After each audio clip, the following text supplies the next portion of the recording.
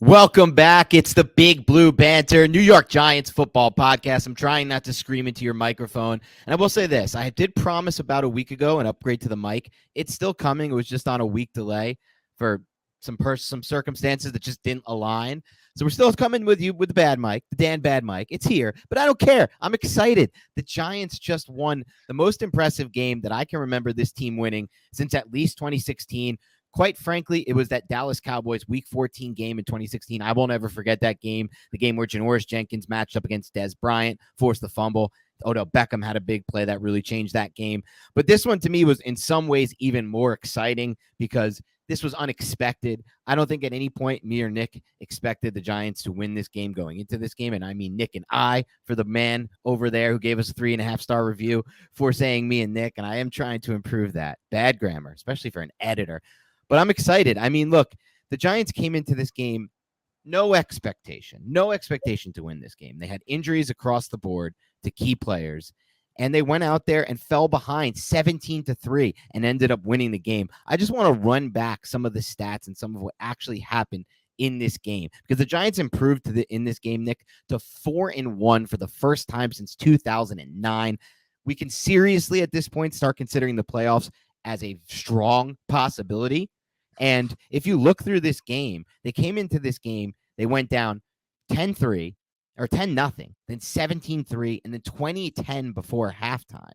And then they ended up finishing a game where they had more first downs than the Packers, more total net yards, more rushing yards, more passing yards, and just not dominant, but 5 more minutes of time of possession, nearly 5 more minutes of time of possession here in this game.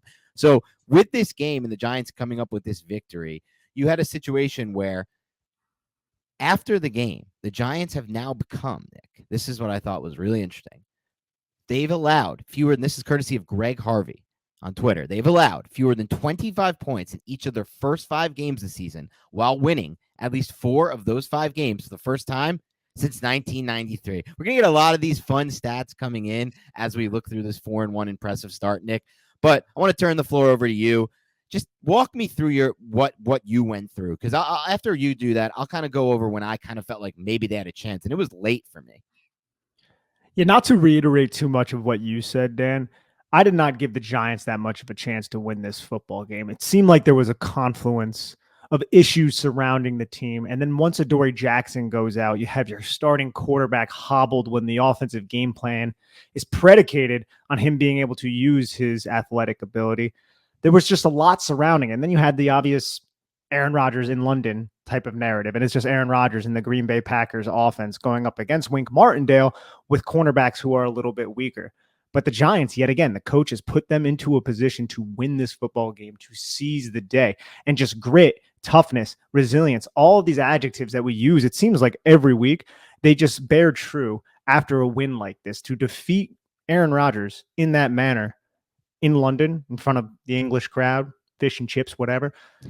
It's pretty remarkable, man. It's pretty remarkable. I mean, it's not like winning a Super Bowl or anything like that, but it's still something that I did not expect from this team. And there's no quit in this team. And you could say what you want about Daniel Jones, but that dude is tough. And everyone in that locker room seems to buy in to Daniel Jones right now. And some of the hits that he was taking, the way he was extending plays with his legs, the blood that looked like John Feliciano was having some sort of hemorrhoid issue in some pictures that were floating around Twitter.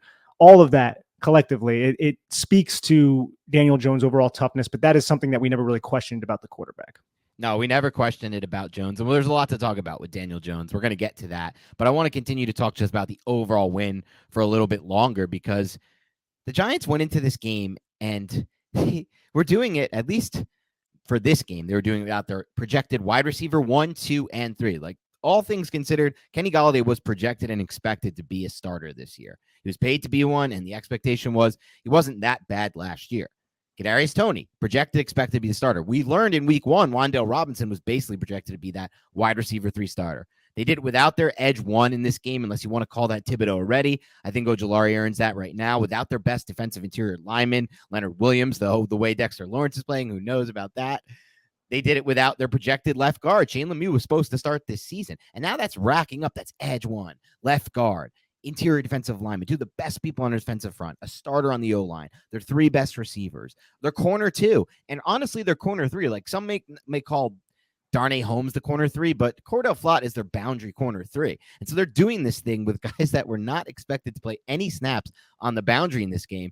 And despite all of those injuries on the defensive side of the ball, because the wide receiver core is what it is at this point. No one expected this to happen with those three receivers not playing any role in a week 5 game. But at the same time, the injuries on the defensive front have been even more pronounced. And despite all of that, Nick, we had a game where Aaron Rodgers did not complete a single pass that he attempted against the Giants in the deep half. And this was 20 plus yards in the air. This was his most deep attempts in a single game without a completion, Nick, since 2016, which coincidentally was also against the Giants in that season where the Giants had a really good defense. But that's a big number. Aaron Rodgers doesn't target the deep half that often. When he does, his ball placement is usually spot on, and he'll create those passes. As you see from this, it's the first time since 2016 he didn't complete a deep pass. And that makes what doubles down on making that even crazier to me, Nick, is that they were aggressive in this game. The Giants, you heard after the game, Packers coach LaFleur say, credit to Wink. And it's cool to hear these guys, like, this is not the first time we've heard this, but it's cool to hear these other coaches of teams the Giants are beating give credit to the Giants coaches for giving that Giants team an edge. We haven't heard that in a while, and it's not really common. Like most games, I feel like there's no clear edge. The Giants have had a lot of games with a clear coaching edge, this being one of them. And LaFleur basically said, like, give credit to Wink. People keep asking us, why weren't we running the ball? Why did we have a 3-and-out where we threw 3 straight incomplete passes, burning no clock? And it's like, he's like, Wink was playing a single high. Like, what do you want us to do? Like, Wink was trying to take away what we wanted to do in some ways, and we had to take those shots because that's what the Giants were daring them to do. And despite them daring them to do that, Nick, they were able to stop it. And it's truly incredible to me to see the Packers go a full half without scoring a single point. I know, look, some of that was aided by the offense. And I think you made a great point on that. So I'm going to let you speak on that, how the offense actually aided the defense. And we've talked about this being a thing in the past. I remember the 2016 Cowboys were the perfect example of this kind of team. Their offense held the ball all game, fewer possessions for their defense, and smaller margin for error. But in your mind, how did you feel like the Giants offense really helped the defense in this game? Well, think about the second half. Giants received the kickoff. They go on an 11-play, 56-yard drive that ends in a field goal. Ideally, you want to punch that in and get 6, but ends in a field goal and makes it a 1-possession game, made it 20-13 at that point. And then you got to think about one of the biggest defensive plays happened on the next drive because Green Bay only had 3 real drives in the second half because the Giants were just possessing the football. But on Green Bay's first drive in the second half, Dexter Lawrence's sack ended up being one of the best plays because not only was it a sack on a 3rd down, but it knocked Mason Crosby out of field goal range and forced a punt, giving the Giants the football back, where the Giants went on a subsequent 15-play, 91-yard drive where Taquon Barkley was lost on a -1-yard play in the first play. So Daniel Jones led the team with Matt Breida, David Sills, Darius Slayton down the field and punched it in for 6 in such a key critical moment where the New York Giants tied the game in that situation. And then what followed that? The 3-and-out that you were just referencing where Aaron Rodgers threw 3 passes. I felt like some of those passes were a little off.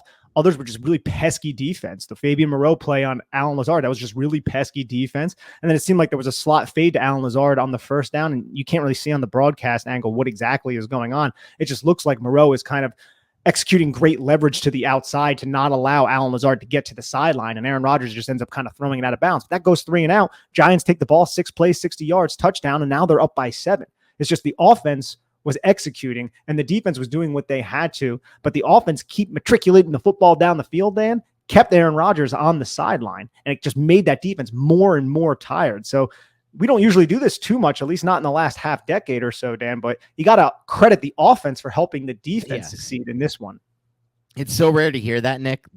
Credit the offense for helping the defense, but that's exactly where the credit belongs. And that's not to say the defense didn't play a great game, but when you go on an 8-minute long drive that's 15 plays, 91 yards, and it's not the Jason Garrett 15-play, 91 yards that ends in downs, 4th down, or a field goal 15 yards or 7, whatever it is. This ends in a touchdown, and that's been the key for this Giants team. The difference in this 4-1 team versus all these other teams that have been losing close games in recent years is that they're actually scoring in the red zone. We've talked about this at length for the last 2.5 years, how important turning these field goals into touchdowns is, and why I am personally very aggressive in my mindset that I don't believe in a lot of field goals. I don't believe in going for field goals in 4th and short situations. I have my own opinions on these things. It all comes down to, in some, I mean, you can look at it and say it's a lot of it is analytics, because look, if you're 4th and goal at the 2 and you score a touchdown, that's worth more than double what the field goal is. So you have to have at worse than 50%, mathematically speaking, you have to have a worse than 50% chance to complete that play for it not to be a good call. And also you put the offense in a tough spot because they're backed up at their own 1 yard line, one quick 3 and out, you're right back in field goal range if you have a good kicker like Cano. So there's a lot of reasons behind it, but the Giants haven't been in that situation yet, which has been great. They've actually been scoring touchdowns on their first 3 downs. And that 91-yard play drive, what makes it so interesting to me, Nick, is it was the turning point in the game for sure, but it came just before, as you mentioned, a big turning point when Dexter Lawrence has that huge sack, literally the drive before where the Packers have the ball. At that point, it's 20-13. The Packers are driving with ease pretty much at the beginning of that. It looks like, all right, the Giants put up a fight, right? The Giants, they look pretty good in this game. But the Packers are going to drive here, maybe get 7 to go 27-13, maybe 3. Either way, it kind of feels like the game might be over. The sack kicks them out of field goal range. They have to punt, and that's when the 91-yard the 91-yard touchdown drive happens. That's the coolest part. It's like it goes from it's basically a 10-point swing for the Giants while chewing up like 10 minutes of clock. And by the time you know it, the Packers have the ball back. The clock is they go on a long drive that ends in downs, obviously, which we can talk about. But that's it for the it was a very short game in the second half. And that worked to the Giants' favor. That's kind of the team the Giants are right now. They want short games. They don't want these long games where we're going to hurry up all the time. No clock is coming off. This is a team that's winning with a formula right now. They're running the ball really well, and they're getting explosive plays in the run game. They're not turning it over, which I want to get to. That has been a massive key in the Giants' wins. They're not turning it over. They're throwing out great play calling mixes on the offensive side of the ball to counter what the defense is doing. On the defensive side of the ball, it's the same thing. So they're getting a clear coaching edge on both sides of the ball. And that's the formula. That's it right there. I mean, and they're getting pretty big, and they're starting to get pretty big plays to their quarterback, which we'll talk about as well. But the fact of the matter is, a short game like this, where, like you said, the offense is kind of helping the defense out, that's fine. That's exactly what we want. And Dan, there were so many moments in this game where we're like, well, at least we tried, right? Like it seemed like Aaron Rodgers and the Green Bay Packers were going to break out. Like when Adoree Jackson went down, I guarantee collectively that the entire Giants fan base was like, what the heck are we going to do? And then we all got PTSD dating back to Corey Ballantyne against Green Bay, because what happens? They start just throwing at Nick McLeod. They're just attacking Nick McLeod. And what happened on that 2nd and 10 play on the 3 and out? He tried to hit Nick McLeod, and Nick McLeod made a great play on the football. Looks like he got his hand on a risky play. A risky play, but a great play. But a great play. It could have gone the other way. He tries to undercut that route. Very risky, but it worked.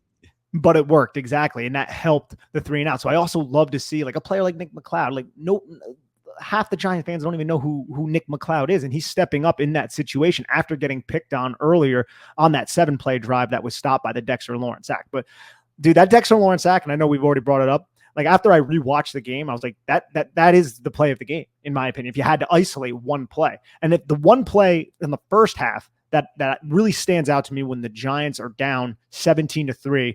Was the Wildcat weak side pin pull run. That was insane by Taquon Barkley. And the blocks on the weak side, if you look at it, the play side tackles Daniel Bellinger. Evan Neal and Andrew Thomas are over there with Chris Myrick, who's the wing back. And Taquon Barkley hits that hole with Matt Breida as his lead blocker. David Sills blocks down. It's just a pin pull concept. You have Ben Bredesen block down the one technique. Center pulls around him. You have Daniel Bellinger pull around David Sills, who's blocking down, who's tight. David Sills blocks 3 guys, Dan, on that play. He blocks Devondre Campbell, then he peels off and he takes the scraping Darnell Savage, and then he comes back with his outside arm and just gets back to Devondre Campbell again to block him again.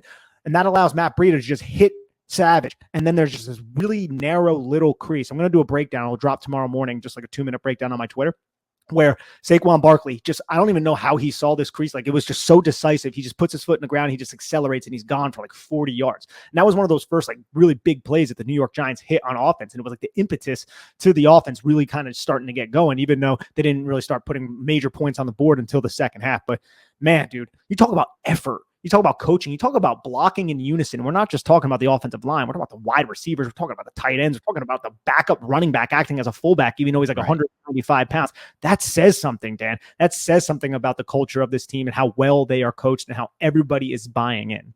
And they used that lead. I kind of like that strategy. They used later in the game Brightwell as a kind of a lead blocker for Barkley on his touchdown run. And that's just something you're starting to see, a little mix of every week. It feels like we got a new wrinkle with this offense. In addition to what you're saying, look, they're blocking cohesively now. I mean, what are we getting now every week? We're getting big runs, it feels like, almost every week. We got one against the Titans. We got one this week. I'm trying to remember. Did we get one against Got one against Dallas?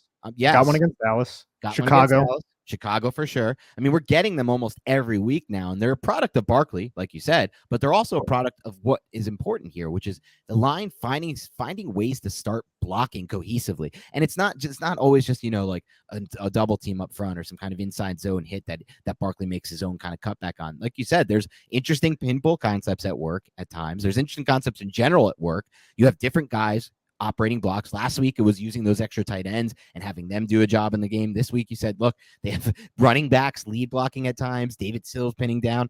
It's a lot of interesting things. And like you said, before that, it was 17-3 Packers. It was starting to feel like, because the Packers just got on a really long touchdown drive. I believe theirs was like 13 plays, 75 yards, and ended in like that wide open touchdown to Rodgers. And it was like, all right, or it was to Lewis. And it was like, all right, this is going to be really ugly. The Giants can't move the ball against this team right now. And the Packers are going to go on those long touchdown drives.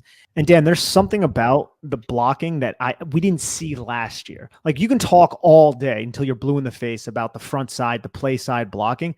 It's these backside blocks that are so huge for the New York Giants. Like, we talked about it last week when Andrew Thomas drove that guy into the ground on that one weak side run. Those were all backside blocks, Ben Bredesen climbing up and getting to the linebacker, that were well executed. But on the run, the 40-yard run that we were just going over, Mark Lewinsky is basically just gets a free release, climbs right up to Quay Walker, and just cuts off his ankle. That Mike linebacker is eliminated from the play because of Mark Lewinsky's ability to cut up and locate him on the backside. Those were not blocks that we saw from like the Will Hernandezes of the world last year. He might have done a good job on the front side, or sometimes when he did pull and kick somebody out, but he wasn't climbing up and locating safeties and linebackers and cutting them off on the backside to minus defenders by 1 or 2 to really just assist Taquon Barkley. So it's collective. It's not just the front side of the formation that is having success. It's the backside, which is also really important when you're running weak side, because you want those backside blockers to be able to climb and take out those pursuit defenders, because you don't have as many blockers to the front side. That's a great point. And that's coaching. Like, right there, that's something that's being coached on a weekly basis, on a day-to-day basis. It was coached in camp, and that's why they're able to execute it so right away. And we could finish off that drive too while we're at that drive, because we talked about all the second half turning points, but that's a turning point in the first half. Every single one of the Giants drives, by the way, Nick, the scoring drives were 55 yards or more, which I thought was incredibly impressive when you consider they didn't really get anything from their special teams in this game on the receiving side of the ball, and they really haven't much all season, but they had to go long fields the entire game to put points on the board. And on that same drive, after that 40-yard run by Barkley, Jones threw a 15-yard strike to Richie James on a 3rd and 13. 3rd and 13 is a tough spot for any offense. And I want to rewatch that one on the game film, Nick, because I want to see the route that Richie James runs, because my expectation is he ran a really crisp route. But that ball is driven with anticipation by Jones on a line. Great ball placement, great timing, great velocity. Sticks it in a spot. That's a big boy, big time throw. And then a few throws later, credit to Darius Slayton for fighting for those extra yards, but he completes it for 10 yards on a 3rd and 9, which either of those times, those go wrong, 3rd and 13, 3rd and 9. You're going to be like, all right, whatever. It's tough. It's 3rd and 13, 3rd and 9. This is a good Packers defense. Really, going into this game, there were no signs the Packers were like slowing down on defense, or this is going to be an easy matchup for the Giants. There's key injuries. Packers have a really good defense, and the Giants put them to the test today and performed and executed really well. But to convert those two conversions, it leads to the Bellinger reverse touchdown. But that's a difference of 4 key points that ended up ultimately making a difference in this game. The Giants were 6-11 on third down, and some of those third Crazy. downs were huge, were key. On that Richie James play, I just pulled it up and rewatched it. He worked in between two defenders, like he was going to outward stem, it looked like, and then he cut and split two defenders, and then right at the sticks, he just kind of 90-degree cut right along the line and provided a target for Daniel Jones. That's what it appears. You can't really see what the safeties are doing. We'll check that out on the All-22 whenever we get that. But those were two huge plays by Daniel Jones and these receivers. And you brought up Darius Slayton, man. Darius Slayton, what a game from this guy. This is why you play Darius Slate. It never made sense why the Giants kept him around and didn't play him when he adds no special teams value, like we say on this podcast. But this is the reason why you kept him around. It's just a little bit, I don't know, maybe a little shocking that it took him this long to find the football field, because just from a receiver standpoint, from a receiving standpoint, he has substantially more to offer than I would say anybody else that is healthy on this roster. I completely agree with you, Nick. I want to get to individual players in a bit, though. I want to do a couple more key topics. Okay. So we'll circle back to Slate, and there's a lot to talk about with a lot of key individual players.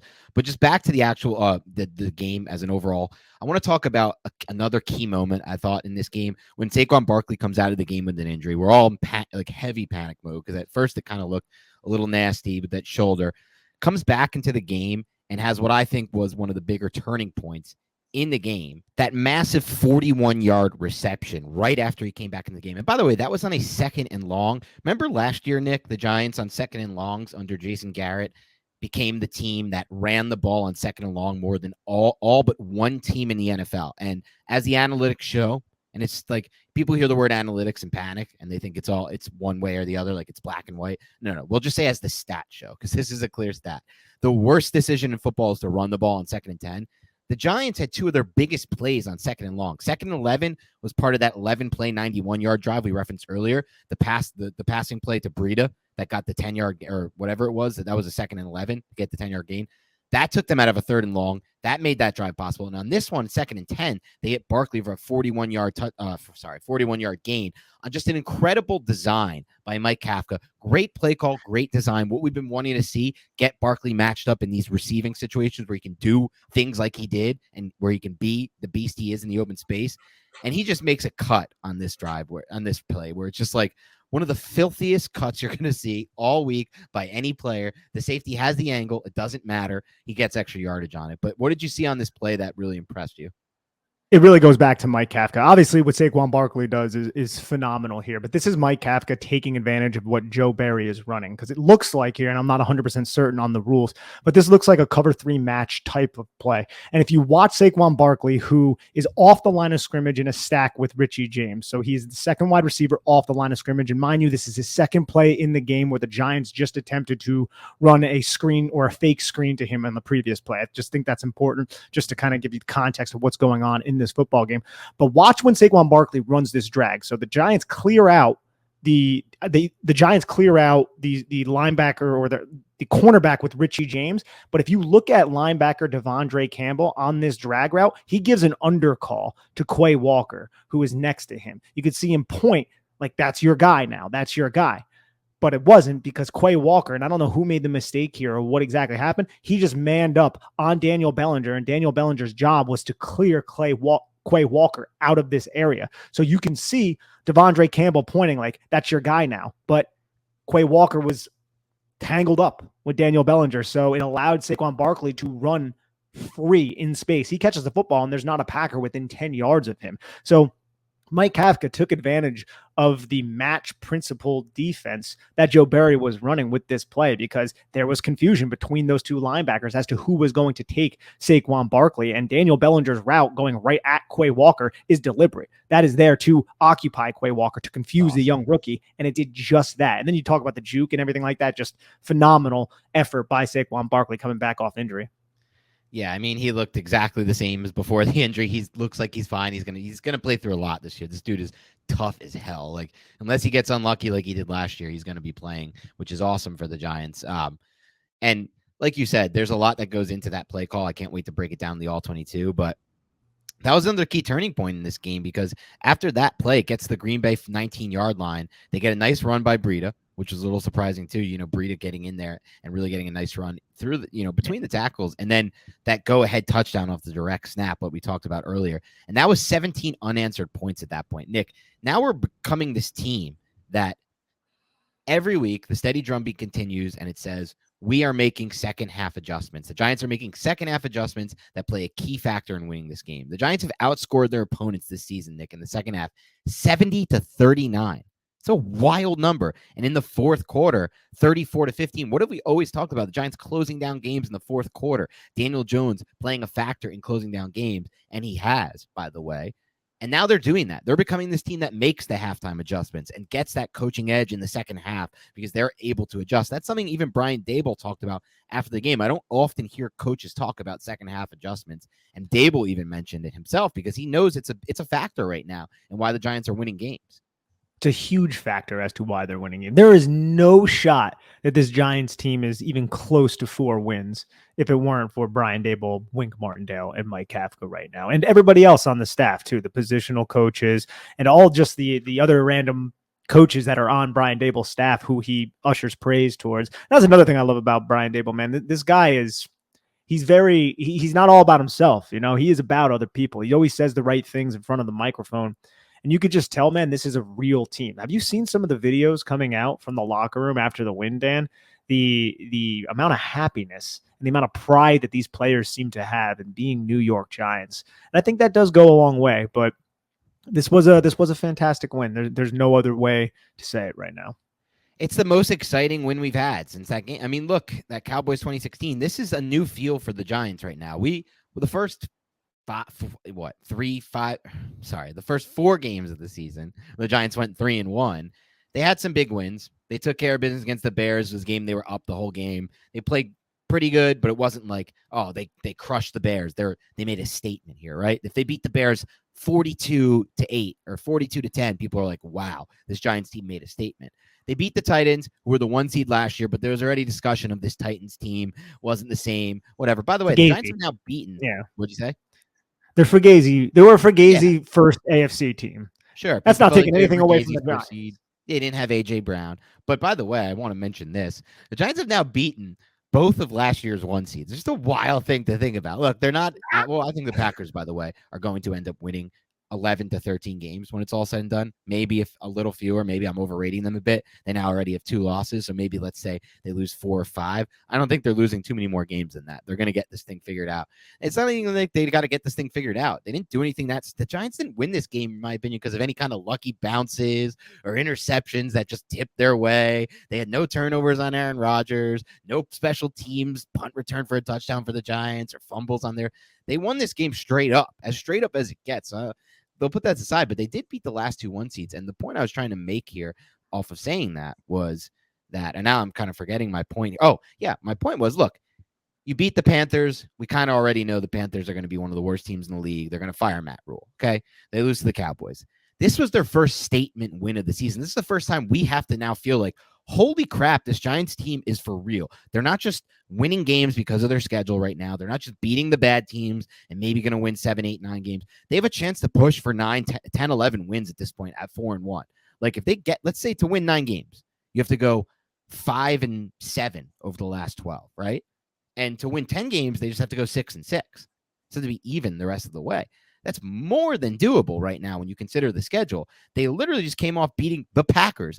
And you could say that wasn't a road game for the Giants, but it basically was. They're now beating 2 1 seeds on the road. If you listen to the stadium there were a lot of Packers fans. And even after the game, Daboll was like, that was basically a road environment for us. And you could see Daniel Jones couldn't get all his calls in. There were times where it seemed like he couldn't hear everything. And they were kind of, not as snapping the ball as fast as they had in past games. And that's been something the Giants have been wanting to do. Daboll said it like week 2. He's like, one of my key things as a coach is I got to make sure these guys are ready to get the play in. He's not going to be the coach that wants those like play clocks winding down to 2 seconds, burn a timeout, we lose a timeout type of coach, which is great, by the way. I'm happy he hammers that home.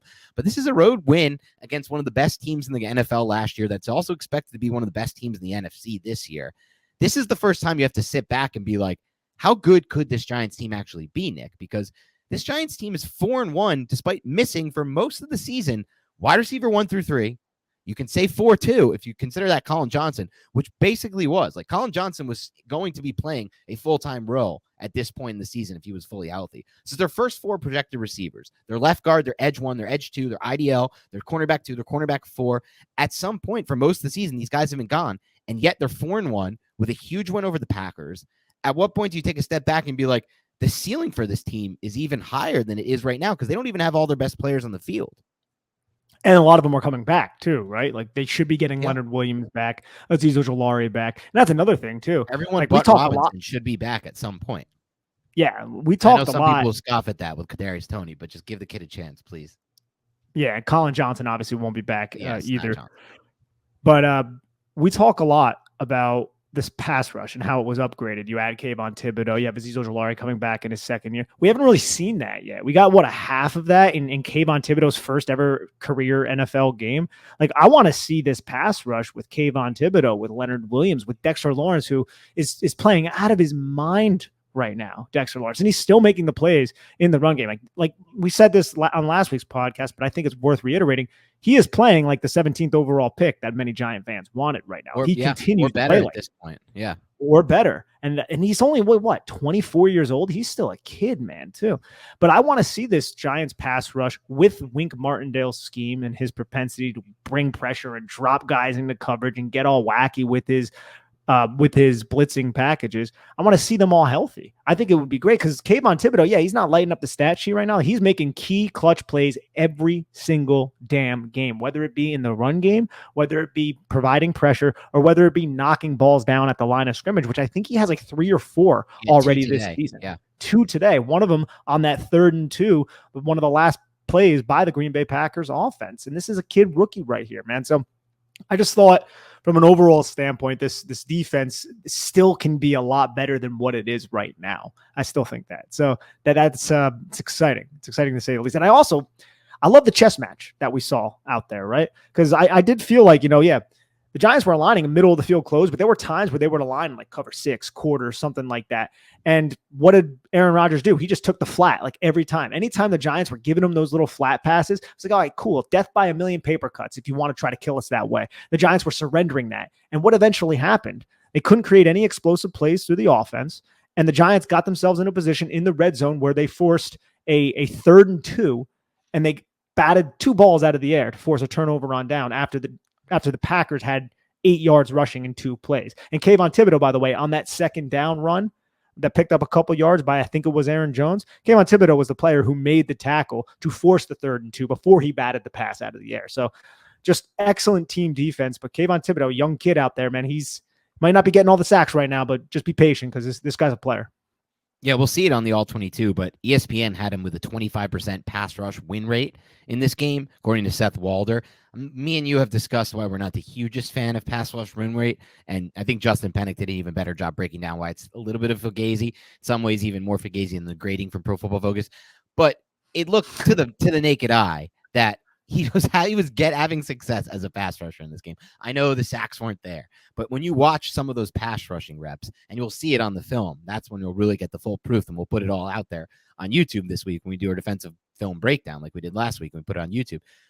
You'll see them yourself. You'll see how he's rushing the passer, and then you could judge for yourself, but he's winning a lot of these reps, and he's going to get even better. I thought something that you mentioned about Dexter Lawrence really stood out to me.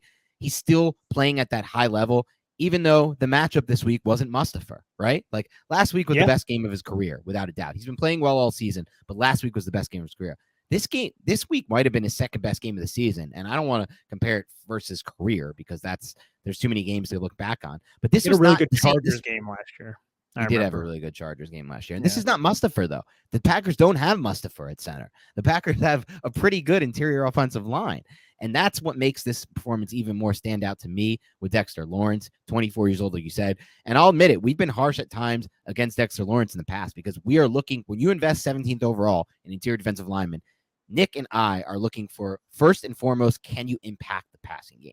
Yes, there's always a role for somebody who can play the run like he has over the course of his career. But now he is becoming a consistent producer in the passing game. He's consistently impacting the passing game on a week-to-week basis.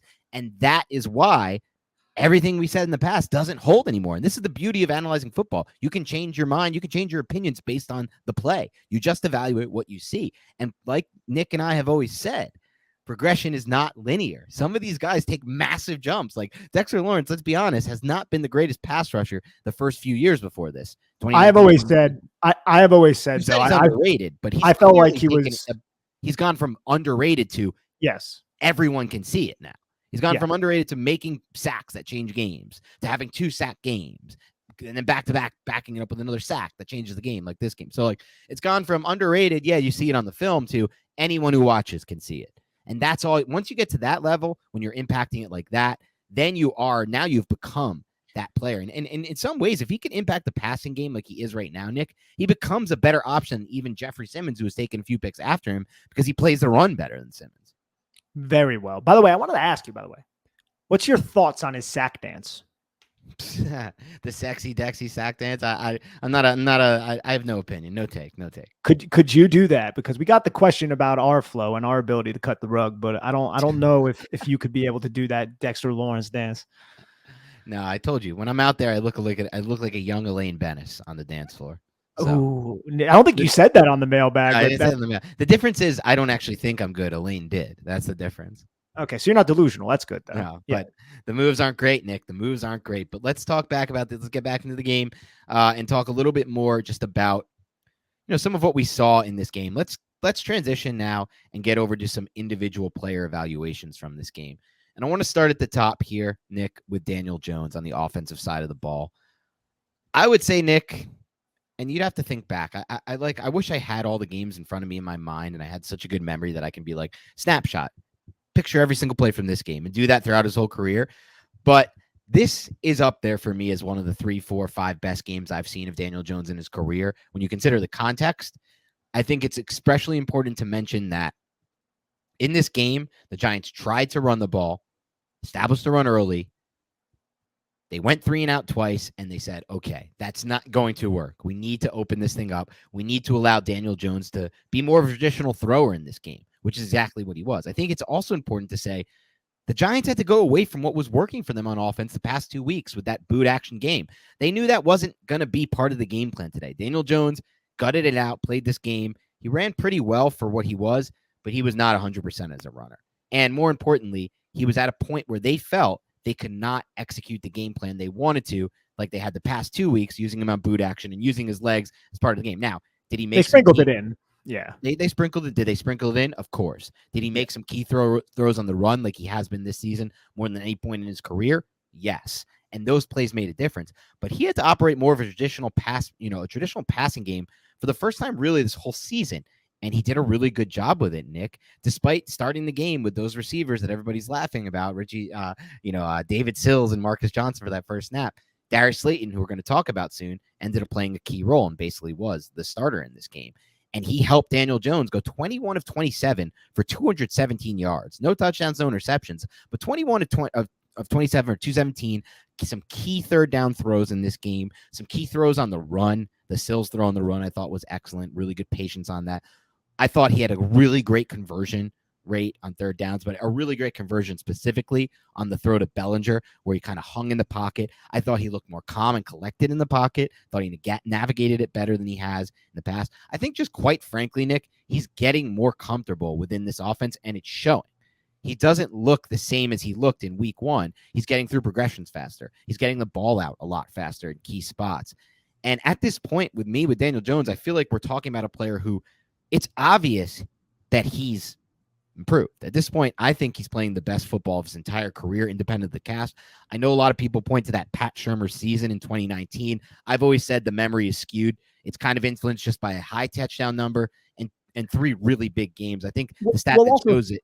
Yeah, go ahead. Think about it too, Dan. Like, a lot of the production came when they were like blown out, and some of it was in like garbage time. Like, this is a game they won. They won this football game. These are really important reps that Daniel Jones is running right now. So, like, that has to be factored in. To me, it's not even a question. Like, this is the best Daniel Jones has played so far in his career. Yeah, I mean, that season he had a 13-0 touchdown to interception ratio against the Lions, the Jets, and the Washington Commanders. And the Commanders had quit on their coach. The second Washington. Because I think the first one, I think he threw 2 picks. Yeah, he was terrible in the first Washington game. Yeah. But in the second game, they had quit by that point on the coach. They just ripped it up. The Lions were playing man the whole time, and he destroyed the Lions in the Dome that day. And the Jets had like the worst pass team in the NFL that year. All the other games, he was 11 touchdowns, 12 interceptions. And there was just no consistency. That was the thing that we've always talked about on this podcast. We've seen flashes from Jones. There were all these flashes, quote unquote, in 2019 as a rookie, but really it was flashes in 3 games. Now we're starting to see consistency across the whole season. Has he missed some reads at time in the season? Sure. But all quarterbacks miss reads. You can see it even with Aaron Rodgers. And in this game, Aaron Rodgers missed some big throws, which we're going to show on the film we go over this week. And I think you guys are going to be surprised to see Rodgers miss some of these throws because the expectation is Rodgers doesn't miss throws. He's always on target. But we'll see in this game. But as far as consistent stretch of football, this is the best I've seen from Daniel Jones. And it goes to show a lot of what people said. And as I always said on this podcast, I like to take a step back sometimes and consider when my opinion changes based on new information, based on new data. That's what I love about analyzing football. And a lot of, I'm giving a lot of credit to people who are always saying the whole time, I think, and they went to the bat for this, Nick. They said, I think coaching plays such a key factor in the Daniel Jones situation. And, there's really good reason to believe they're right because, or at least they're partially right. At least they're making a point that's now resonating within the game. And we're seeing it because Daniel Jones, to me, looks like he's getting more comfortable every week within this offense, learning by these coaches. And it looks like they're coaching him to play his best football, right? They're not putting him in too many traditional pass back spots, at least until this game. They're letting him roll out, making throws on the run. They're letting him have run pass options. They're letting him have situations where he has easy to find throws where it's either this guy's in conflict or I can run with the ball or I can throw it out to here. And this game, he started to make some intermediate throws where I think, in my opinion, I've always felt like he throws the best ball. The throw he made to Richie James on that 3rd and 13, that's the Jones pass. If you look for the defining pass of Daniel Jones' career, or even if you don't look at it as a career, just look at the traits that he brings to the table as a quarterback, those deep ends and those intermediate ends, I should call them, he rips those balls on time always with great accuracy, ball placement, and velocity. And so they're starting to even let him do that a little bit. And so in my opinion right now, I would say not only is Jones playing the best football of his career, Nick, you're starting to see signs of a quarterback who belongs on this roster, to be completely honest. He can, and like I said, it's all about one thing, just consistency. Stack these games, right? We just need that's all we're ever going to ask for. Just you stack these games over and over and over again. And that's when you get to the point where you can start to be really confident in him. He did it in so many occasions in this game on so many methods because he did roll out, I think maybe more than what you gave him credit for. And some of those rollouts, like that Marcus Johnson one, I think it was a conversion. I might be mistaken there. Yeah. He had to wait for Marcus Johnson to cross into like another throwing window. And he was just patient and he like slowed down his speed from rolling out to allow that to develop. Like he's just showing these little mental advancements in his game that make me feel like, yeah, this is somebody who has definitely grown. And this is only his 5th game in this system, which is somewhat of a complex system. And he's had receivers cycled in and out of the rotation for him, which is obviously going to hurt the rapport of what he's going to be able to develop for these guys. So there's a lot of things that suggest right now that Daniel Jones has taken substantial steps forward in his game. But you're right, man. It has to come down to consistency. Is this just a hot streak? I feel like those questions are fair. What questions I don't feel like are fair is just people saying that he's terrible and he's just a pure product of the system because he is making plays himself. He is putting the team, he put his team on the back after Taquon Barkley went down. He made clutch throws on that drive down. What was he down by? He was down by, I think, multiple scores at that point to put the Giants into position to win. Like that is a 20-10, I believe. At that point. Yeah. It might have been 20. That is, I'm not sure. Yeah, but either way, Dan, that is a huge, huge development. Those were the types of things that you and I have talked about for years. Like, this is what we need to see. We never see this. Yeah, we saw it in the Saints game. We just saw it again. We just saw it again. And I feel like this might have been even more impressive than the Saints game. It is even more impressive than the Saints game because the Packers are a better team than the Saints were last year. The Packers this year are going to be a better team than the Saints were last year. And also, there was different situation in that game. Kenny Golladay was still kind of running pretty good routes. Like Kenny Golladay looked pretty good in that Saints game, right? John Ross was opening up the top. Yeah, he might have had some more impressive throws in that game. That's one thing to go. Like, we're still not airing the ball out or anything on this offense, but as far as like the little nuances, like you said, I love that you point that out. I've noticed that too. On the rollouts, he's starting to be a lot more patient with these. He also showed that and displayed that on the David Sills conversion later in the game that led to another touchdown. And so he's starting to get a lot more comfortable within what they're coaching him to do. And that's what they're coaching him to do, like you said, is get on the move and have that half field. You have the option to run or you have the option to throw, but you need to be patient with those throws. And that's something that, again, like you said, it's only week 5. He's had a lot of wide receivers cycled out. Like I said before, I want to give kudos to all those who are saying everything's going to look different with better coaching. Even though like I said, I really feel like he's playing better with these coaches, a lot better than he was with Pat Shermer. Again, that you look back, 11 of his 24 touchdowns against 3 teams that year, 11 to 12 interception to touchdown ratio the rest of the games. It kind of tells the story, and all the advanced sets that year weren't great either. But now Jones is completing most of his passes. First of all, he's efficient, like you said, with his legs. And one thing that's really been non-negotiable, in my opinion, Nick, that's been the clearest sign of improvement for Daniel Jones throughout this season is the fact that he's being a lot more careful with the football. He's taking care of the football. And when you are a team like the Giants are right now, when they're building it out the way they are with this defense, with the play calling mix, with the run game, you need to be a team that doesn't turn the ball over. And in my opinion, just thinking about it on film, Nick, he hasn't really had a turnover-worthy throw that I can remember since week 2. I, again, don't count the David Sills interception in week 3 against the Cowboys. Sills slip coming out of his break. To me, that's not on the quarterback, whatever. If you want to count that on him, that's fine. I don't care. I know a lot of people are like, he's still got to see it or he's got to make the right whatever you can say. I'm just not doing it. But aside from that, I can't really remember a turnover-worthy throw since that one to Luke, your boy Luka, or whatever his name is in Carolina. He's done a really good job of avoiding those killer back-breaking throws. And more importantly, in addition to not throwing turnover-worthy throws or passes, he's also doing a better job of listening to the coaches. And what are the coaches saying? The coaches are saying probably, I'm just guessing this, Nick. The coaches are probably saying, look, we watched a lot of your film, or they said this a while ago to him. Watch a lot of your film. We see a lot of things we like. Here's some things we think you might be able to improve on. There are a lot of examples of you sitting in the pocket, staring down the pre-snap read that you thought was going to be open, staring, keeping your spot and your landmark in the pocket, and then all of a sudden you get hit and you fumble and you lose the ball, and those are back-breaking fumbles. What are they coaching him to do? They're coaching him to move forward, get vertical, and pick up yards with his legs, or come off those reads faster because there's another option that's more viable for him. And either way, what the result is for me, Nick, is I'm seeing so many fewer plays on film from the past 4 weeks and then today on the broadcast angle of him locking into that first pre-snap read that he thought was going to be there, and then it leading to a sack and a fumble, and all of a sudden the game's changed with his key turnover. I do believe some of this is a testament to the coaching, not just what you said, but they are also creating easier plays for him to basically make. Is going to rise his confidence. Like one of the plays I love, and they've run it 3-4 weeks in a row, is the play action, get Daniel Jones out on the run, and you roll him to this, you roll him to the strength, and you have Daniel Bellinger block down and then just release. And so they had the same play to David Sills on the 3rd and 3 conversion by the goal line. That is such an easy play. The defense never pays attention to the guy who's acting like he's in pass protection. And he can just like find a way to fit in between zones when no one's paying attention to him because they're already matched up paying attention to the guys who are running routes. So it's such an easy play for Jones. And Jones has, like most things here, it's not an RPO, but you have several options on that play because you're rolling out, you're reading the defenders deep like you always would. But then you could take it with your legs, or you could just flick your wrist right to David Sills or Daniel Bellinger or Tanner Hudson and pick up like 7, 8, 9 yards on that play. So I feel like that call by Mike Kafka has been one of the more simplistic yet brilliant wrinkles that he's added into this offense to assist Jones in maximizing his potential and just help him move the football down the field.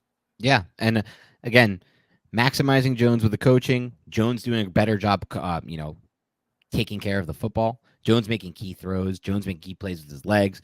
We're starting to see a quarterback who's, at least in I would say at this point, we can clearly say he's taken a step forward. He's taking well to the coaching. He's improving within this coaching staff. And so he deserves a lot of credit for the game today. I feel like, would you say, Nick, that we've both kind of agreed this is the best stretch of football in his career, and he's playing probably the best football of his entire career? Would you say that he looks even more comfortable out there? Or is that something that you're still looking for more of? I felt like today was a good example of it. I feel like other than the injuries, a little bit hobbled, and I think you could tell. So you're just talking about from just within the system. Absolutely. All the other systems he's played in, he spent time on his back like the entire time, just getting sacked. That happened against Dallas, and then the coaching staff was like, all right, we need to not allow that to happen. So let's create a game plan that's going to mitigate the risk of our right tackle who is struggling and allow Daniel Jones to use his best asset, which is his mobility. So I would easily say that this is the most comfortable that I've seen Daniel Jones, which coincides with the best football we've seen. Makes sense. Yeah, and I think one thing that was key in today's game as they started to open up that passing game more. Look, it wasn't the greatest. We would love to get to 250, 275, but we hit a milestone today, Nick. We got over the 200-yard mark. We got to 217, I believe. Was it 217 or 207? It was one of the two. I saw a 7 in there. But it was 21 of 27. It was what?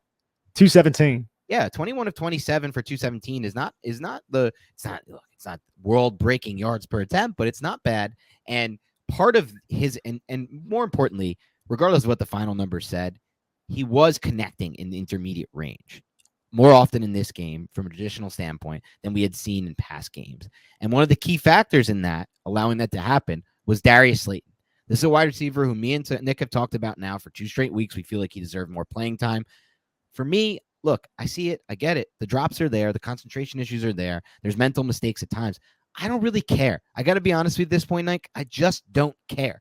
I'm okay with a drop or two. I'm honestly okay with a drop a game. People, I feel like this is a big thing in the fantasy football community, Nick. A lot of people feel like the general public rhetoric on drops, like people just put way too much weight on the importance of drops.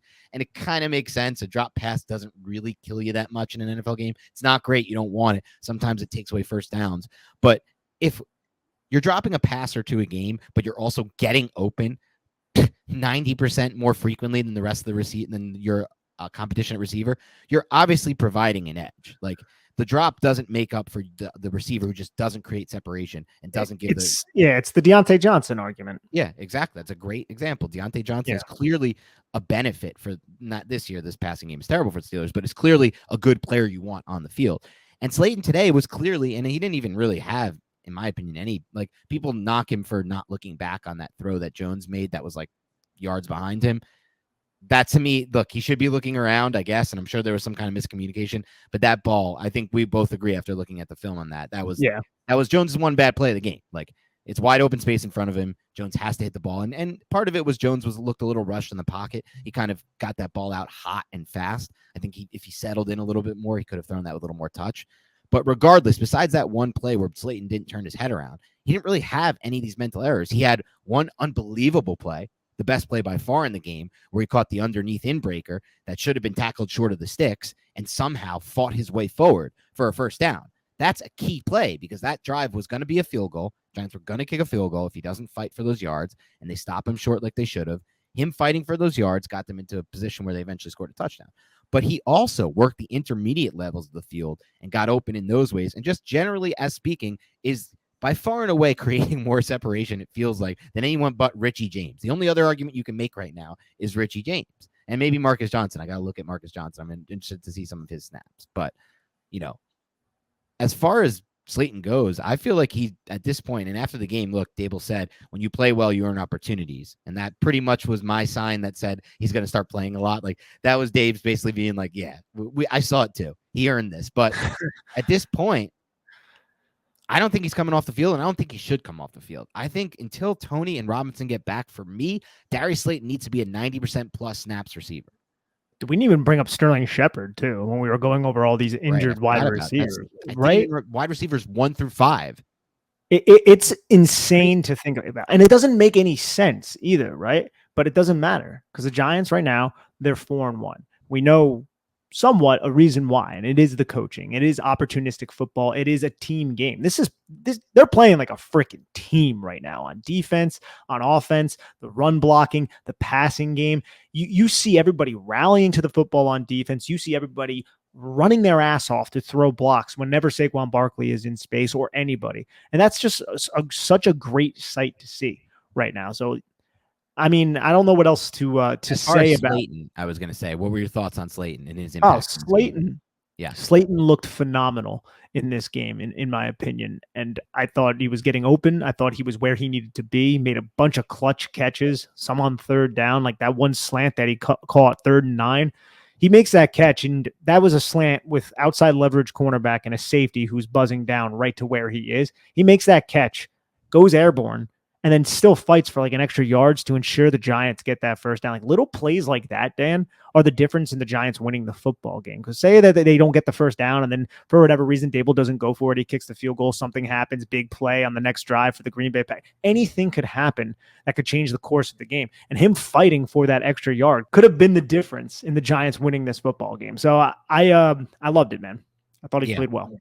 Slayton, to me, is a player who is going to make a difference, regardless if he has a couple mental lapses. How about the offensive line in this game, Nick? Because it really does feel like we're getting to the point where, look, matchup beat game plan. I get it. The Giants are getting the ball out fast. They have a lot of design rollouts. They have a lot of design runs.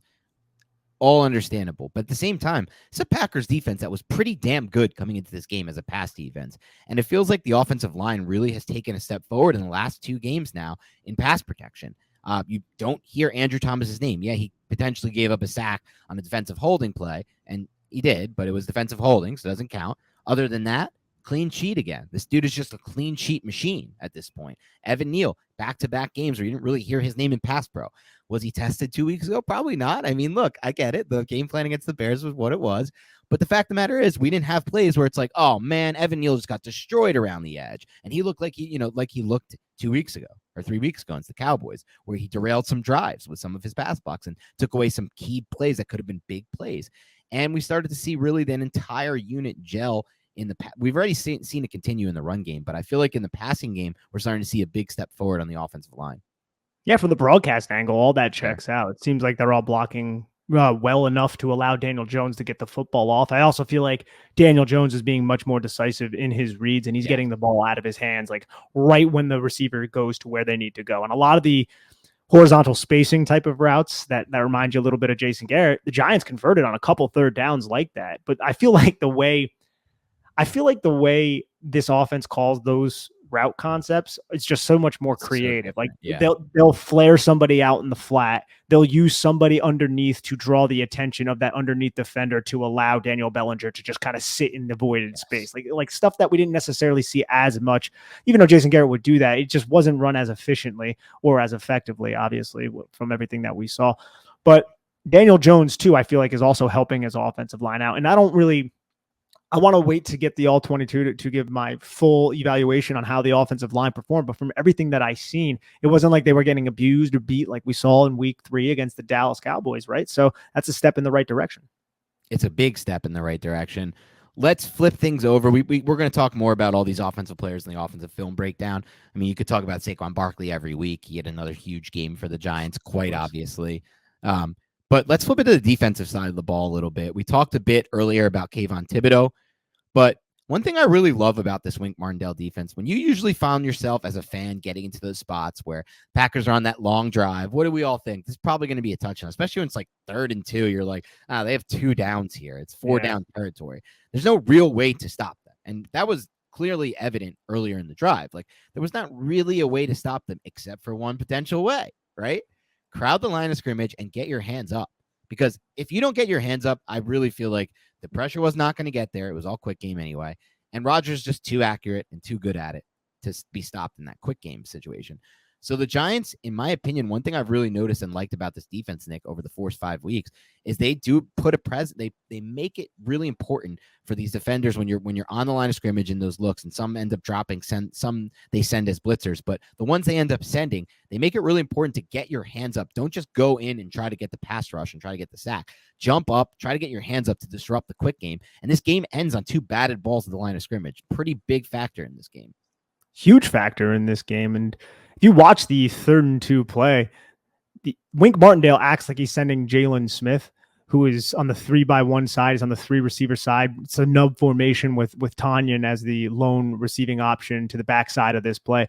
And he acts like he's sending Jalen Smith. Jalen Smith kind of does the Kavika Mitchell a little bit, only opposite. He acts like he's going, and then he drops into coverage and sinks underneath the number 2 receiver. And they just run a follow concept where the number 3 goes over the middle of the field. Let me close out of ESPN right there, being ESPN. Can't stand it. Classic ESPN. Classic ESPN. They just want to run their ads and their stupid music to screw everything up. We just want to look at your dumb stats. Anyways, they run a follow concept where the number 3 goes over the middle of the field, and then the number 2 kind of runs like he's running a flat, and then he pivots really sharply and runs right where the number 3 just ran. And Jalen Smith is sitting right underneath that. And that made Aaron Rodgers double clutch and kind of flow to his left a little bit. And then he tries throwing the football after Jalen Smith is not in position to make a play on the football anymore. And that allowed Kayvon Thibodeaux to get his hand in the air to knock the ball down. And I feel like Dexter Lawrence was right in his face with his hands up too. So I felt like and we'll be able to really know this once we get the All-22, but I felt like the way Wink Martindale called this game, it was conservative and then it was aggressive at the right times. And I'm not sure if the film will substantiate that. We'll wait and we will wait and we will see.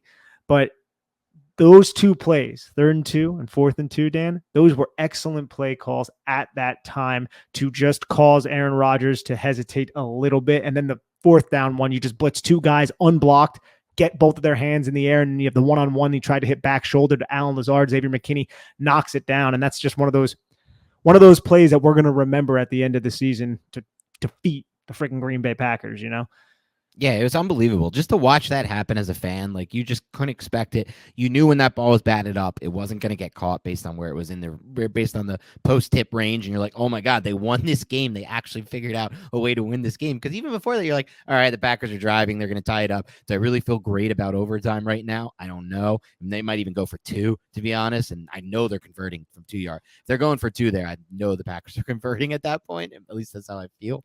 And so I'm just like, wow, that actually happened. But one thing that I thought was really interesting that you said was he was conservative and aggressive, but he kind of had a good mix of that. And I think that's important because you can't just come out and blitz Aaron Rodgers or have a game plan like you had against Baker Mayfield or Justin Fields against Aaron Rodgers, because he's going to make you pay. And as we'll see on the film, like there probably are some moments where he kind of could have made Wink pay, and he just maybe missed the throw. And honestly, to me, I feel like part of the issue is I think those receivers suck. I think the Packers receivers are terrible. I don't think Randall Cobb is good at all. I think Aaron Rodgers made him look good today, if he even was considered looking good. Randall Cobb was beating Holmes a decent amount. Beating Holmes, but that's not like, to me, that's like Holmes is not at the point yet where I think that's really like that great of a thing. Yeah, he needed to get, a little bit of happiness on the sideline. I don't know if you saw that. Yeah, I saw that weird video, but I feel like this is something for another time, but I feel like it's been a mess season at best for Darnay Holmes.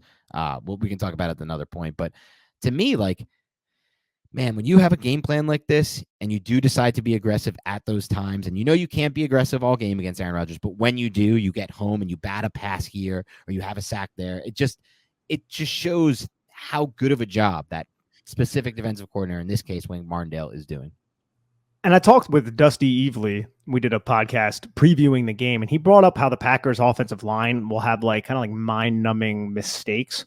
On the Dexter Lawrence sack, you kind of saw that a little bit, because Kayvon Thibodeaux, he wins around the edge to provide pressure. But for whatever reason, Josh Nyman, who was the tackle at the time, because David Bakhtiari was out for that drive, because they recycle their tackles. They cycle their tackles in and out. He steps inside first when he has no one to help him with Kayvon Thibodeaux. It was kind of weird. He steps inside to focus on Dexter Lawrence, and he's like, oh, I got to block that guy. And then he leaves, and then that just isolated Dexter Lawrence against that guard. I'm wondering if that guard thought he had help at the time, which really allowed Dexter Lawrence to just run through this dude's face. I'm not really 100% sure, but I just found it odd that that offensive tackle didn't even pay attention to Kayvon Thibodeaux until we were about a second into the rep, and Thibodeaux was about to nail Aaron Rodgers.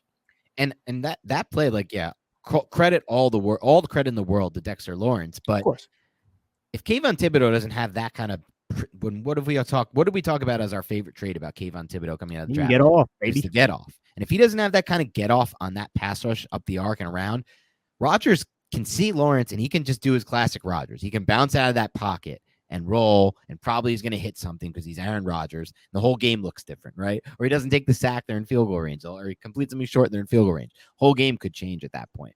But with Thibodeaux getting that jump off the snap, he kind of forces, you can see Rodgers, he's looking, and as he feels that pressure, he has to really jet forward and step in. And then at that point, even though he's able to recognize that Lawrence is coming free, he can't go backwards at that point because he's already committed to going inside, taking that step forward. And there's really nowhere for him to go because he'll go right backwards into Kayvon Thibodeaux. So it's just a perfectly executed play, really, by the Giants.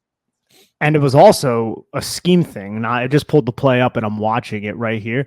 The Giants have, I don't know the player. I can't get the number right here. Okay, Tony Jefferson aligned in the A gap to Kayvon Thibodeaux's side. And I think that might be a reason why Yaiman opened up towards Dexter Lawrence, stepped inside because he wasn't sure if Tony Jefferson was coming on the blitz. Tony Jefferson bails, but you could see that guard who ends up getting bull rushed by Dexter Lawrence. He's looking at Tony Jefferson first, and then he pays attention to Dexter Lawrence. So I think that kind of planted a little nugget in that tackle's mind, like, hey, I might need to block Dexter Lawrence. The guard will have to take Tony Jefferson, and then Kayvon Thibodeaux will be just running free. Because obviously you block the most dangerous man, which the most dangerous man would be the ones with the most inner path into the pocket, which would be Tony Jefferson, which would be Dexter Lawrence. Kayvon Thibodeaux would be going free. And it took, just a little bit of time to realize, oh, wait, he dropped in the coverage. Now I got to focus on Kayvon Thibodeaux. So again, another little scheme thing just by pre-snap alignment by Wink Martindale that did what? We talk about it a lot, Dan. Manipulated the opposing protection package. Love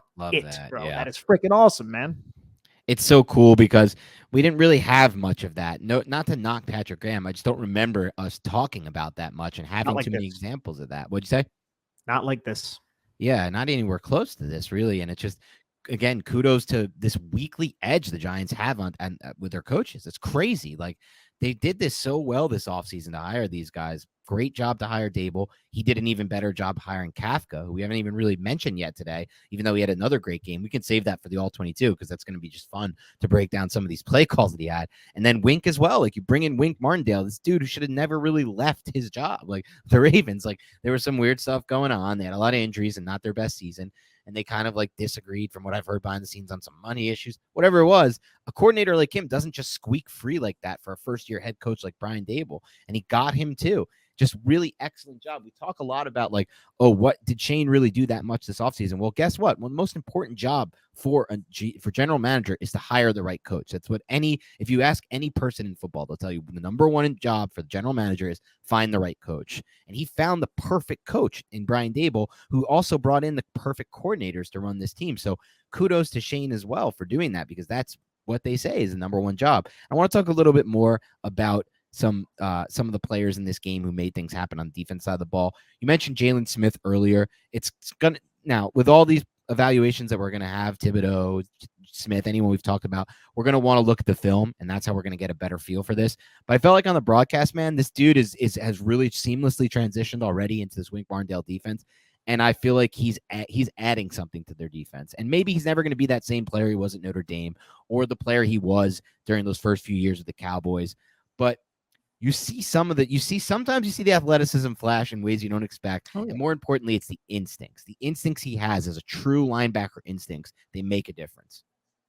The combination of him and Tay Crowder, it might still be a weak point of the defense overall, but it is surprisingly better than what it was when Austin Calitro was out there. Like, I don't even look at the linebackers like, oh man, these guys are just terrible. I think they're playing to an adequate level right now, like a level that you can win with from what I've seen. You haven't really seen them out of position.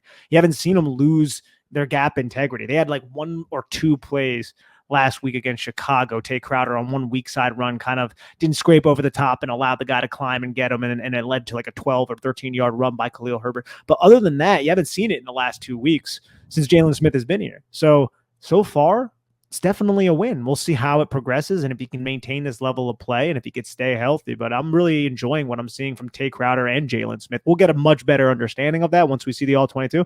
But it wasn't like the Packers were running the football down the Giants' throats, and they were attempting to. They were running the football. They were running the football on that final drive, staying honest, trying to take advantage of the fact that I feel like the Giants were playing, more middle of the field open at that point of the game, just trying to run into lighter boxes, and the Giants' run defense was still pretty sturdy. And that's what I was going to say. Part of it is also the coaching. Like, Giants play so much more single high than we're used to, and so much more single high than most of the league, that it is harder for these teams to run. or at least schematically speaking, it doesn't seem as advantageous for them to run, especially, when teams in general are looking to pass more. And that takes pressure off Jaylon Smith and Tay Crowder. There's no denying it. But you can see a difference on the times when they are tasked to make plays. You can see a difference there. And so I also want to talk about just how do you adjust as a defensive coordinator when you have the injuries you have at corner? Dory Jackson goes down this game. Now we're hearing early reports suggest that he said, or at least according to, I think it was Leonard Pat Leonard or maybe Duggan. I don't remember which one, but he said it was more of a precautionary thing that he didn't come back in the game. We'll see about that. The Giants' injuries this year have been a disaster. All these injuries have turned into longer than I expected. Everything's day to day, and then it's like lingering for weeks. So I guess we'll just wait and see on Jackson. I hope that he's right. Fabian Moreau left the game too, Nick, but that now has been discovered as just cramps, which is great news, to be completely honest. They just, I don't want to see them go down to like Lane and McLeod on all these, like, that's it. And it's like another, like that 1 and 2 on the boundary. That seems like it's going to be, but either way, the Giants were able to, like I said earlier, 6 incomplete passes on deep throws from Aaron Rodgers. The Giants are now the 7th best defense on deep pass against deep passes from a percentage standpoint, despite being a mostly single high aggressive defense that's playing a lot of man. It's crazy to me. That was supposed to be the Achilles heel, right? Wink Martindale comes in. It's like, all right, he's fun. He's cool, but you're going to give up a lot of big plays in the passing game. And then we're like, you know what? It's been great, but we haven't faced a real quarterback. And then you face a real quarterback in Aaron Rodgers, and you're still not giving up those deep pass plays. And that's, to me, stands out a lot. Stands out a ton. And we saw we saw some of those deep pass plays against Tennessee just on the deep over routes that they just kept hitting. We were like, oh, geez, okay. It's going to be a fun defense, but I haven't really seen it since. We haven't really seen it since. You saw the CeeDee Lamb drop against Cooper Rush. I think that's going to happen sometimes, middle of the field closed off that a play was also action. like no huddle quick game too, by the way, which, that's given the Giants, that gives defenses trouble. It wasn't quick game, but it was right after a big play, the lamb throw. Yeah. It was a sudden change. Yeah, sudden change. Well, sorry, that's which it wasn't really a sudden change. It was just a 3rd and 12 conversion by Ezekiel Elliott. Sudden change is like when you get an interception and then your offense comes not out. Technically sudden change. It just felt like they were a little, just from being there watching that live, it felt like the defense was a little off keel on that one. Yeah, and Dane Belton almost that would have been interesting if CeeDee Lamb caught on to that. I wonder if he would have got in the end zone. But regardless, the Giants just aren't really giving up those plays so far. They face a legit quarterback, like you said, and they'll face Lamar Jackson. Lamar Jackson, we just saw on Sunday Night Football, had plenty of deep passes that he overthrew and that he wasn't on target with. Can that be replicated? I'm not sure, but it's going to be interesting to see Wink Martindale against his former quarterback. Especially if Bateman doesn't play. They're a different passing game without Bateman. And that'll Duvernay's a good player, though. Duvernay is a good player. And by the way, I don't know if you remember, we talked a lot about him in the pre-draft during that when he was a rookie. We talked a lot about him as a potential late-round guy that we liked. And he definitely is a good find for them. I feel like they do a good job of, like, the Tylan Wallace was another guy we were on. Crochet was another guy that we were on. These are all they're all like these late third day 3 picks who are like, ooh, you see it flash on film. The Ravens collected them all. But still, I feel like the Giants have a really good chance to continue that next week as well against Lamar Jackson. If anyone knows how to stop Lamar Jackson, it's going to be Wink Martindale after practicing against him every day. Now, the same could go the opposite way. You could say, well, Lamar Jackson and the Ravens offense is going to have a really good idea how to beat this defense because they've practiced against this defense all the time. Of course. So it goes both ways. But at the same time, it'll be really interesting to see nonetheless. Any other individual players you want to get to in this game before we wrap up with maybe some final thoughts? No, I just want to get to that all 22, and we'll bring a very comprehensive breakdown of the offense and defense to everyone. For sure. All right.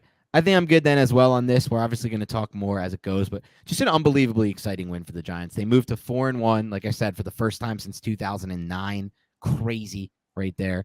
And they're now in a position where they beat one of the toughest teams they have on the schedule. The Packers on the road in London was one of the hardest games in the schedule. They go back-to-back here with a tough one against the Ravens, but they're in a really prime position here to make a run to get into the playoffs. It's crazy that we didn't even talk about this, but they're somehow now in like one of the hardest divisions in football, apparently. The Cowboys are 4-1. The Giants are 4-1. The Eagles are 5-0, which, by the way, F you, Cliff Kingsbury. It's terrible. I mean, they had a real chance to beat the Eagles in that game. They had a real chance. If they had a timeout, like they should have had, any timeouts, they had 2 minutes to go, and Murray was moving the ball pretty well. And I called that quarterback draw that they went back to. I was like, perfect call. And I actually was like, kudos, Cliff. You finally did something good. You called the quarterback draw. It worked early in the drive. And then they just had a brain fart. Murray had a brain fart on that. Yeah, it was one. Murray. Of course, the ball, that's on Murray. But like at the same time, dude, like, why don't you have the timeout? That's on Cliff. Like, you wouldn't even need to spike the ball if you had the timeout there. And it's just like, why is there a timeout? Well, one of it was unlucky, the penalty, but why were there other two? He always ends up with no timeouts in the fourth quarter, Cliff Kingsbury. It's just truly unbelievable stuff to watch this guy coach games. And so that pissed me off. But the point is, like, it's a tough division now, and there's a lot of competition, 5-0, 4-1, 4-1. But they're really making they're priming themselves, the Giants, to make a run. You would love the sports radio out here and Oh, how they much they must just. crush him. Oh yeah, they just They crush just it. extended him. Fucking I know insane. it's an odd situation, and they're all well aware of it, which is funny to listen to whenever I'm in the car. But anyway, Nick, it's just freaking awesome, man. 4-1. Who saw this coming? Biggest upset win of the year for the Giants, and just everything's great right now. Everything coming up, Giants. This game this week at home against the Ravens is going to be phenomenal energy at that stadium. And I'll say this: the Cowboys game at home Monday Night Football was really great from an energy standpoint. And I heard the game the week before, the Panthers game, really great from an energy standpoint. So I'm certainly looking forward to seeing the Giants. And the same thing for the Bears game. Heard it was good energy. But that Cowboys game was next level. I think this Ravens game is going to be next level because it's going to have a playoff feel. The Giants haven't had a meaningful playoff feel at home in so long. And I know it's early to say playoff feel, but a 4-1 Giants against a 3-2 Ravens, that is a playoff feel for me. After the Giants, like winning 4 games was almost an accomplishment in the previous couple seasons. And they already have 4 wins in 5 games. Yeah, like even just thinking back to how happy and excited we were when they beat the Seahawks in 2020. I was like, all right, looking back now, I'm like, that is not the same level as this, right? Like this is a totally different level. That season was we had over. A backup quarterback though. What'd you say? We had a backup quarterback. Yes, and they were in it because the division was so bad. Now they're in it because they're actually winning games. They're 4-1. Yeah. So I just can't wait. To all the listeners out there, thank you so much. For anyone tuning in, please rate, review, subscribe. If you want to help us even more, there's a new thing to ask for, and that's go to the YouTube page and like this video, watch these videos, subscribe to that as well. More content coming your way this week. We will have a few things. We will have offensive film breakdown, both on the podcast and YouTube. We will have defensive film breakdown, both on the podcast and YouTube. Check out our Instagram, NY Big Blue Banter there. Also, we're going to have a preview of the Ravens. Maybe we can get McCusick back on. That would be fun. I don't know if I'm sure we can. Oh, yeah. I'm sure if he's available, he'll come on. Okay. So he's a friend of the podcast. Like, how many friends of the podcast do we have? People who have been on multiple times. That's what constitutes a friend, you know? Yeah, 100%. And so he had a great podcast. You guys probably remember him helping us break down Wink's defense this past offseason. So we'll probably get him on, maybe somebody else.